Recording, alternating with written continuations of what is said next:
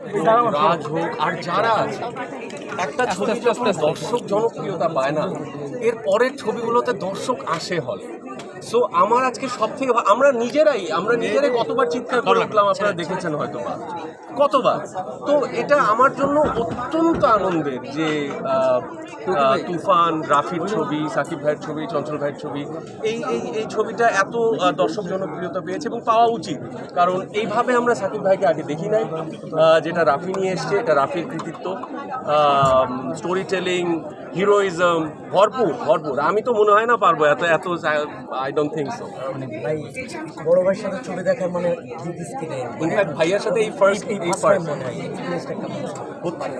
ভাই ফোন অসাধারণ, মানে ভাইয়ার সাথে দেখা হয়, হ্যাঁ আপনি নিচেই আছেন,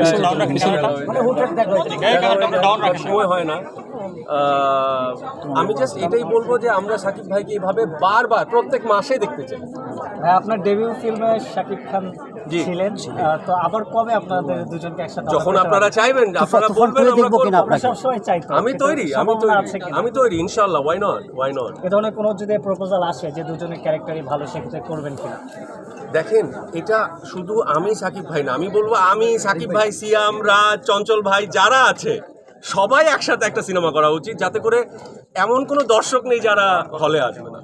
সাকিব ভাইয়ের সিনেমায় আপনাকে দেখলাম, কিন্তু আপনার সিনেমা সাকিব ভাইকে দেখতে পাবো, দেখতে আসবে কিনা এরকম ইনশাআল্লাহ। ইন্ডাস্ট্রির এটা দরকার, কেন না হওয়া তো উচিত। এই রিয়াজটা আপনারা চালু করবেন।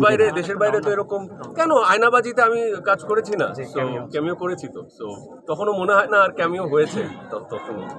নূর সম্পর্কে একটু জানতে চাই, যেহেতু দুজনই আছেন, নূর আসলে কবে নাগাদ মুক্তি পেতে পারে? নূর সম্পর্কে তুফানের ঝড়টা যাক, তারপরে আমরা রাফির আরেকটা ঝড় নিয়ে আসবো ইনশাআল্লাহ। মানে তুফানের পরে কি নূরের ঝড় এরকম আশা, সেটা সৃষ্টিকর্তা ভালো জানেন, বাট ইনশাআল্লাহ সুন। শিউলি বলেন কিছু, শিউলি বলেন নূর নিয়ে, তুফান নিয়ে।